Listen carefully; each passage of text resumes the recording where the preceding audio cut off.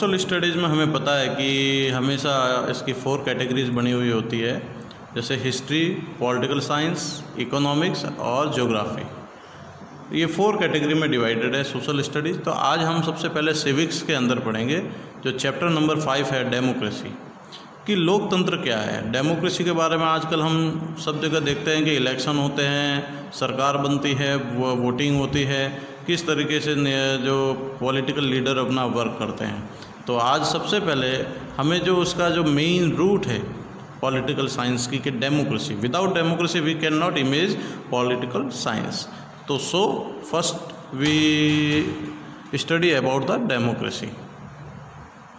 तो डेमोक्रेसी अब जैसे हम पढ़ रहे हैं कि डेमोक्रेसी, ये डेमोक्रेसी वर्ड आया कहाँ से, तो ये सबसे पहले पढ़ेंगे हम कि democracy traces back to Greek language. ये ग्रीक लैंग्वेज से निकला हुआ है, और ग्रीक लैंग्वेज में जो डिमोस और क्रेटिया, ये 2 वर्ड हैं जिससे ये बना है। डिमोस का मतलब होता है पीपल, और क्रेटिया का मतलब होता है पावर और रूल। जिस टोटली उसका जो मीन्स होता है वो पीपल पावर होता है। And in Hindi language we call लोकतंत्र, और इसको हम हिंदी में अपने लोकतंत्र के रूप में भी जानते हैं। इसको लोगों का तंत्र, लोगों के शासन, जैसे हमने अब्राहम लिंकन की जो डेफिनेशन पढ़ी है, by the people, for the people, to the people, कि लोगों के द्वारा, लोगों के लिए, लोगों का शासन, इस तरीके से हमने उसमें पढ़ा भी है। अब अगली जो डेफिनेशन है, ये जनरली जो अब्राहम लिंकन की डेफिनेशन हर कोई लिखता है, लेकिन हमें बोर्ड एग्ज़ाम के हिसाब से थोड़ा अलग डेफिनेशन हमें राइट करनी चाहिए। तो आपके लिए यहाँ पर एक नई डेफिनेशन लाई है जो आपको याद रखनी है। Democracy and democratic is a system of government in which all the people of state or polity are involved in decision making process, typically voting to elect his representative for a parliament or similar assembly। कहा जाता है कि लोकतंत्र और लोकतांत्रिक जो प्रक्रिया है, एक सरकार का एक पूरी प्रणाली के रूप में माना जाता है इसको, जिसके अंदर जिसके अंदर ऑल पीपल ऑफ स्टेट, किसी भी राज्य के जो लोग हैं, और पॉलिटी, और उस किसी पार्टीगत, किसी भी राजनीतिक दल से जुड़े हुए जो लोग हैं, और are involve in decision making process, वो सारे निर्णय प्रक्रिया के अंदर शामिल होते हैं और एक नए नियम कायदों का निर्माण करते हैं। सामान्यतः typically voting to elect his representative, सामान्य तौर पर लोग अपने रिप्रेजेंटेटिव्स होते हैं, उनको इलेक्ट करते हैं, और पार्लियामेंट और उसकी सिमिलर असेंबली में उनको वहाँ जीता कर भेजते हैं। आगे है, democracy is based on political and economic equality. जो लोकतंत्र है उसका जो मुख्य आधार है वो राजनीतिक और आर्थिक समानता के रूप में है। कि लोकतंत्र में ऐसा नहीं होता कि कोई भी व्यक्ति अगर ज़्यादा रिच है या बहुत ही हाई स्टेटस है सोसाइटी में उसका, तो उसके लिए रूल्स अलग होंगे, और जो लोग पुअर हैं उनके लिए रूल्स अलग होंगे, ऐसा नहीं। डेमोक्रेसी में सभी के लिए नियम एक समान होते हैं। आगे हम देखेंगे, in democracy all the people whether rich and poor. Democracy के अंदर जितने भी जो लोग हैं, जो पैसे वाले हैं, जो गरीब हैं, एजुकेटेड हैं, अनएजुकेटेड है, मैन है, वुमेन है, सभी को जो राइट्स है वो एक जैसे दिए हुए हैं कि enjoy equal rights and have same equal status. उनके सभी का एक जैसा स्टेटस होता है, कोई भी छोटा ना कोई बड़ा होता है। In democracy ruler are not free to do something what they like. Democracy के अंदर ऐसा कोई भी चीज़ नहीं है कि जैसे मान लो नरेंद्र मोदी अपने मर्जी से कोई काम नहीं कर सकता, उसको कोई भी काम करना है तो नियमों के अंतर्गत, एक संविधान के अंतर्गत काम करना पड़ेगा। कि democracy ruler are not free to do something what they like, वो राजा क्या चाहता है वो अपने मर्जी से नहीं कर सकता। Certain basic rules and regulation have to follow by certain and citizen and government, उसको कुछ निश्चित नियम और कायदे जो है वो फॉलो करना पड़ते हैं, चाहे आम नागरिक हो या सरकार का कोई भी नुमाइंदा हो, उनको ये फॉलो करना पड़ते हैं। In democracy people are not subject of the ruler, they are their own ruler. Democracy के अंदर कोई भी राजा के लिए, मतलब जो भी कहा जाता है कि लोग अपने राजा खुद है, राजा ये तय नहीं करेगा डेमोक्रेसी के अंदर कि वो लोगों का भला कर सकता है। लोग अपने लिए खुद काम करते हैं, वो अपने लिए रिप्रेजेंटेटिव सेलेक्ट करते हैं। तो ये आपको नोट्स राइट करना है, इसकी PDF आपको मिलेगी। तो आपकी जो नोटबुक है उसके अंदर डेमोक्रेसी की डेफिनेशन लिखनी है। उसके बाद डेमोक्रेसी के जो आपको अलग अलग फॉर्म मिलेंगे कि वर्ल्ड में किस प्रकार से डेमोक्रेसी का फॉर्म बना हुआ है, कि in democracy world there are 2 forms of government. 2 type की जो सरकार है वहाँ पर पूरे वर्ल्ड में। एक यूनिटरी फॉर्म ऑफ गवर्नमेंट जो आपको चाइना, USA और जो अलग अलग ऐसे जो देश है जो 1 पार्टी और 2 पार्टी सिस्टम होता है, वहाँ पर आपको ये मिलेगा। सेकंड है फेडरल फॉर्म ऑफ गवर्नमेंट। ये फेडरल फॉर्म ऑफ गवर्नमेंट वहाँ होता है जहाँ पर एरिया बड़ा होता है और पॉपुलेशन सबसे हाई होती है, और पॉपुलेशन में डाइवर्स पॉपुलेशन ज़्यादा होने के कारण वहाँ पर ये फेडरलिज्म गवर्नमेंट होती है। जैसे इंडिया बहुत ही डाइवर्स कंट्री है, यहाँ पर हर एक प्रकार के लोग रहते हैं, हर जाति के, हर धर्म के, हर अलग अलग कल्चर के लोग रहते हैं। तो ऐसे देश में फेडरल गवर्नमेंट चलती है, जैसे इंडिया और स्पेन एटसेट्रा। तो ये आपको ध्यान में रखना है कि फेडरल फॉर्म ऑफ गवर्नमेंट कहाँ पर होती है और यूनिटरी फॉर्म ऑफ गवर्नमेंट कहाँ पर होती है। नेक्स्ट है यूनिटरी फॉर्म ऑफ गवर्नमेंट। इसको डिफाइन करते हैं कि जब इसका पावर डिस्ट्रीब्यूशन होता है तो कॉन्स्टिट्यूशन सबसे ऊपर होता है, वो पावर सीधा सेंट्रल गवर्नमेंट को देता है।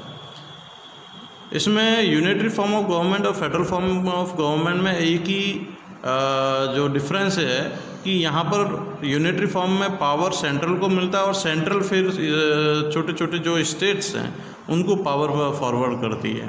तो यहाँ पर पावर का सेंट्रलाइज है, देखेंगे इसमें पावर का सेंट्रलाइज है, सभी को सेंटर के अकॉर्डिंग चलना पड़ता है इस यूनिटरी फॉर्म ऑफ गवर्नमेंट में। जबकि फेडरल फॉर्म ऑफ गवर्नमेंट में जो कॉन्स्टिट्यूशन पावर है ना, वो सभी स्टेट और सेंट्रल को एक समान दे रहा है, जिसमें कहा जाता है कि यहाँ पर डिसेंट्रलाइजेशन है पावर का, विकेंद्रीकरण कहते हैं इसमें, कि यहाँ पर पावर का डिसेंट्रलाइज है जिसमें हर एक इंस्टीट्यूशन अपना जो स्पेशल पावर रखता है कि in this system power distribution like decentralise. ये डिसेंट्रलाइज के रूप में हो जाता है और ये सेंट्रलाइज के रूप में रहता है।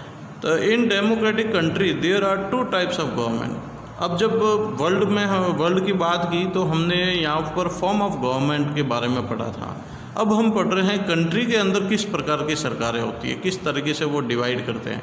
तो in democratic country there are 2 types of government, union government जिसको सेंट्रल गवर्नमेंट भी कहते हैं और स्टेट गवर्नमेंट। जैसे अपने इंडिया में भी अपन देखते हैं कि हमारे यहाँ सेंट्रल गवर्नमेंट भी है और स्टेट गवर्नमेंट भी है। तो हर देश के अंदर इस प्रकार की सरकारें होती है 2 प्रकार से। और वर्ल्ड में ये फॉर्म्स है गवर्नमेंट के, जो यूनिटरी फॉर्म्स जो 2 पार्टी सिस्टम में या 1 पार्टी सिस्टम में चलते हैं, और फेडरल फॉर्म जो है मोर देन 2 पार्टी या मल्टी पार्टी सिस्टम के रूप में भी चलते हैं। नेक्स्ट इसी के आगे अपन पढ़ रहे हैं कि in democracy there are 3 types of organs of government. Democracy के अंदर यहाँ पर 3 टाइप्स के ऑर्गन हैं। ये सबसे इंपॉर्टेंट क्वेश्चन है जो बोर्ड में हमेशा पूछा जाता है कि how many organs of the government. तो हमें ये याद रखना है कि लेजिस्लेटिव, एग्जीक्यूटिव और जुडिशरी, ये 3 टीयर्स है। किसी भी गवर्नमेंट में, किसी भी देश में, किसी भी कंट्री में कोई कॉन्स्टिट्यूशन अगर सेटअप है, डेमोक्रेटिक सिस्टम है, तो वहाँ पर ये 3 ब्रांचेज, 3 ऑर्गन्स होंगे जो उसको सेटअप करते हैं, जिसको लेजिस्लेटिव भी कहते हैं, एग्जीक्यूटिव भी कहते हैं और जुडिशरी कहते हैं। लेजिस्लेटिव जो होती है वो असेंबली के रूप में होती है, जहाँ लोकसभा, राज्यसभा वर्क करती है, और एग्जीक्यूटिव जो होता है वो प्रशासनिक विभाग होता है जिसको एडमिनिस्ट्रेशन कहते हैं, जिसमें IAS वगैरह जो है वो काम करते हैं। और जुडिशरी के अंदर जितने भी जो supreme court, high court, session court और डिस्ट्रिक्ट कोर्ट के रूप में जो होती है और लोकल कोर्ट होती है, वो सारी इसके अंदर आती है। तो यहाँ पर हम इसको डिफाइन करते हैं कि लेजिस्लेटिव है वो लोकसभा और राज्यसभा, असेंबली जो होती है वो लेजिस्लेटिव के अंदर आती है, इसको कार्यपालिका भी कहते हैं। और एग्जीक्यूटिव जो होती है व्यवस्थापिका जी, उसको जो सारे काम को देखती है और उसको काम को फॉरवर्ड करती है, जिसमें प्राइम मिनिस्टर होता है, वाइस प्राइम मिनिस्टर होता है, प्रेसिडेंट होता है, वाइस प्रेसिडेंट होता है और काउंसिल ऑफ मिनिस्टर्स भी होते हैं, COM। और यहाँ पर पॉलिटिकल इसको एग्जीक्यूटिव को 2 भागों में बांटा गया है। एक ऐसा क्वेश्चन भी आ सकता है कि how many parts of the executive, तो यहाँ पर 2 टाइप्स ऑफ एग्जीक्यूटिव है, पॉलिटिकल एग्जीक्यूटिव और परमानेंट एग्जीक्यूटिव। पॉलिटिकल एग्जीक्यूटिव में जितने भी जो लीडर्स वगैरह जो है, प्राइम मिनिस्टर और ये प्रेसिडेंट और COM जो है, जो इनका जिन एग्जीक्यूटिव्स का जो टाइम पीरियड फिक्स है, जो फिक्स टर्म्स के लिए है, जैसे 5 साल के लिए, 6 साल के, वो सब इसमें आएंगे। और परमानेंट एग्जीक्यूटिव जिसमें IAS अफसर से पियोन से लगाकर IAS अफसर तक जितने भी जो सरकारी जो सिविल सर्विस करने वाले जो लोग होते हैं वो सारे इसमें आएंगे। जुडिशरी में मैंने बताया था आपको सबसे हाई टॉप पर जो कोर्ट होती है सुप्रीम कोर्ट, उसके बाद हाई कोर्ट, फिर डिस्ट्रिक्ट कोर्ट, इसको सेशन कोर्ट के रूप में भी लिया जाता है, और सबसे नीचे आती है सिविल कोर्ट। तो ये पूरा एक डेमोक्रेसी का जो पार्ट है और डेमोक्रेसी के ये ऑर्गन्स के रूप में इनको जाना जाता है। और ये ऑर्गन्स अपने आप में जो वर्क करती हैं जिससे लोगों आम जो कॉमन पीपल है उनको सारी जो सिचुएशन है उनकी कंप्लीट होती है। तो आज के लिए हम डेमोक्रेसी के बारे में पढ़ा है, इस डेफिनेशन को आपको लिखना है और इसके जो क्वेश्चन है वो आपको नोट करने हैं। कि पहला तो है कि फर्स्ट क्वेश्चन आप नोट करें, how many types of organ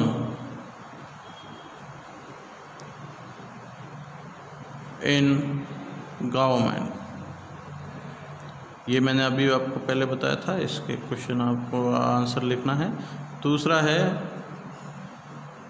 how many forms of government in the world. Explain करना है इसको, ऐसे नहीं वन वर्ड में आप लिखो, एक्सप्लेन करना है जो मैंने आपको पहले पीछे बताया उसको रूप में पूरा। इसको भी एक्सप्लेन करना है जो अभी मैंने आपको पढ़ाया है, इसको भी। फिर क्वेश्चन नंबर 3 है आपके,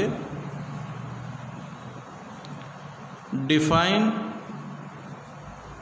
डेमोक्रेसी।